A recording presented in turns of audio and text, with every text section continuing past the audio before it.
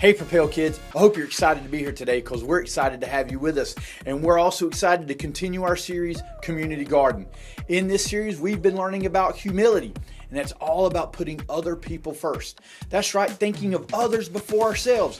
And our greatest example of humility is Jesus. And we're going to learn even more about it today. So if you're ready, sit up tall and let's get ready to go into the Community Garden.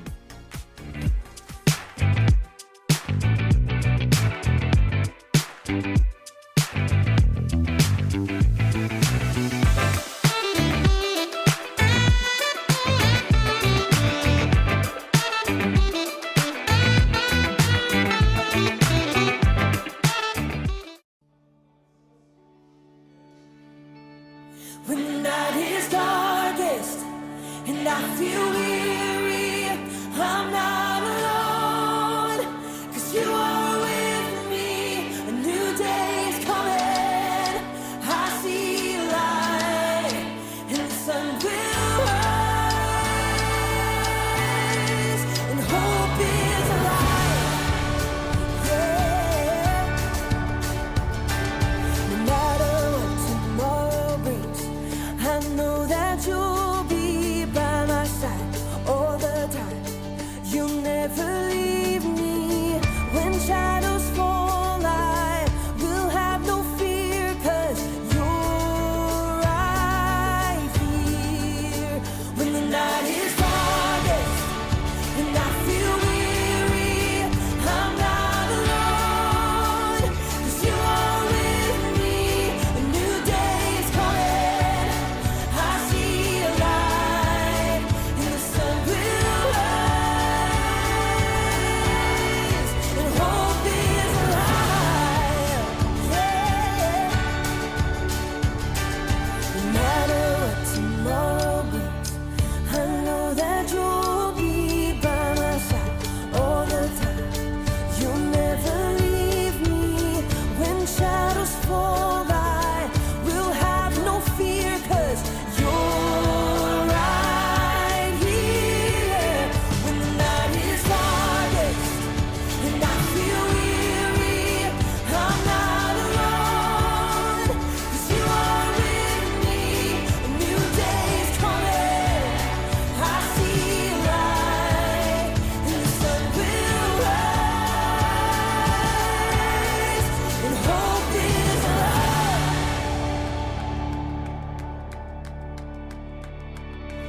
You are a light that makes a way when I am lost. You love with everything you have, no matter the cost. You are my hope, and I will trust you with all my life. You are a light that makes a way when I am lost. You love with everything you have, no matter the cost. You are my hope, and I will trust you with all my life, yeah. When the night is darkest and I feel weary, I'm not alone, 'cause you are with me. A new day is coming, I see a light. When the night is darkest and I feel weary, I'm not alone, 'cause you are with me. A new day is coming, I see a light, and the sun will rise, and hope is alive, yeah. Hope is alive.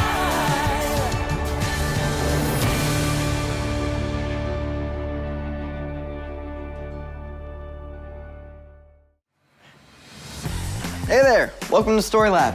This week we're talking about humility while we take a look at the story of two guys on a road trip who had the greatest surprise of their lives. Ooh, spicy.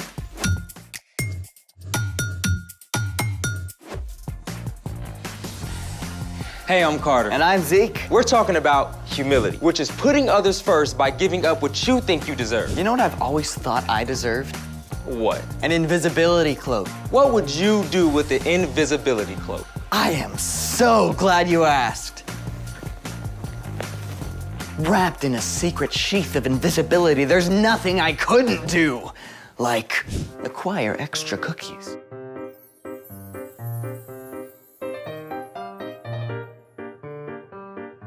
Or surprise my friends. Sherry! Sherry baby! Sherry! Sherry baby! The possibilities are endless. Okay, number one, I can see why you want to be invisible for karaoke. Oh, I don't want to make people jealous of my amazing vocal stylings, obviously. And number two, you will be happy to know that scientists are working on a real invisibility cloak. What? Yep, scientists have engineered a new class of materials called metamaterials that interact with light in ways we've never seen before. A metamaterial cloaking device can hide an object by reflecting light around it. So, someone watching will simply see signals from images behind the object, as if it weren't there. A real-life invisibility cloak? Mind blown.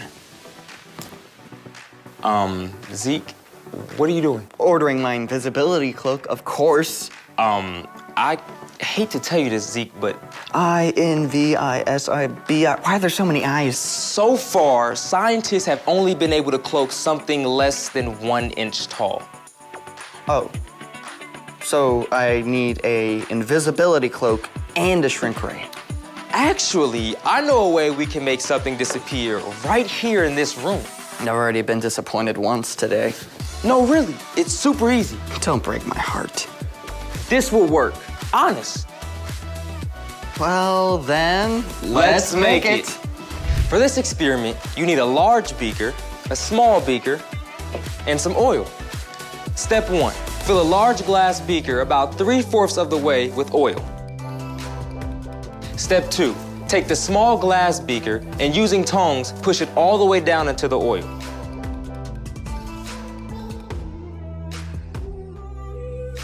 There you go. Whoa, it really worked. I can't see the small beaker at all. It's our very own cloaking device. Okay, science. How does this happen? When light travels through glass and then the oil, the speed of light slows down. On reflection, this makes the glass look invisible. The slowing down process of light and reflection through certain objects is known as the index of refraction. The beaker really is in there, right? Yep.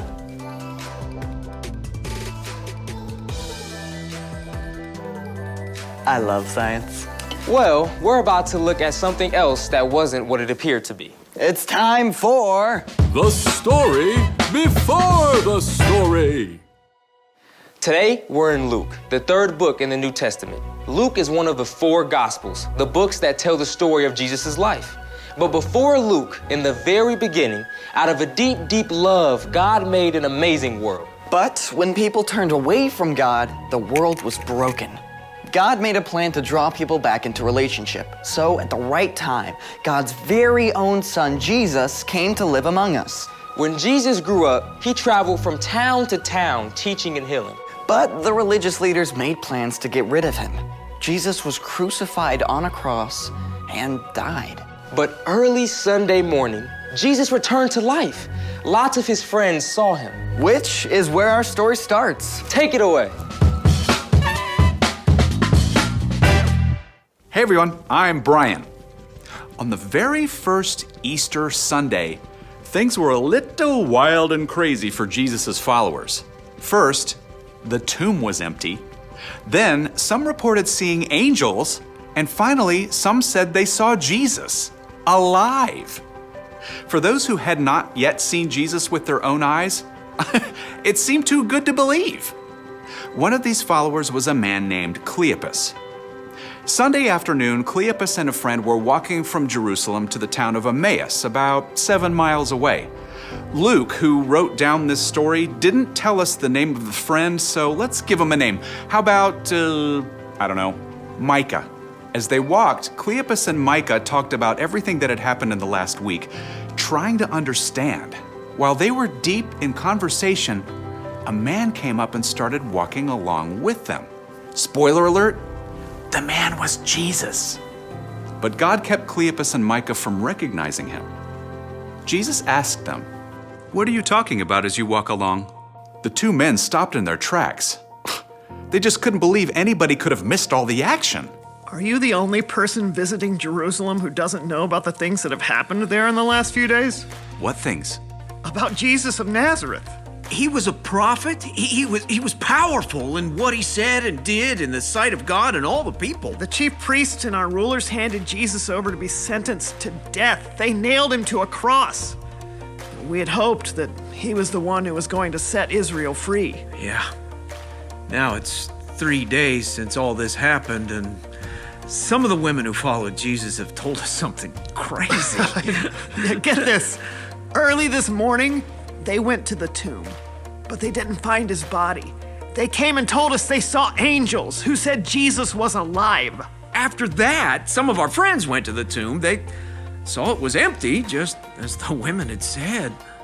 How long it takes you to believe all that the prophets said. Didn't the Messiah have to suffer these things and then receive his glory? As they walked together toward Emmaus, Jesus started explaining everything that the scriptures said about him.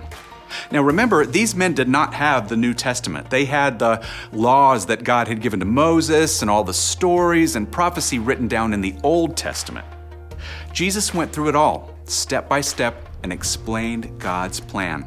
He told them how it was predicted all through Scripture that the Messiah, Jesus, would come to save God's people, and that he would have to die and return to life.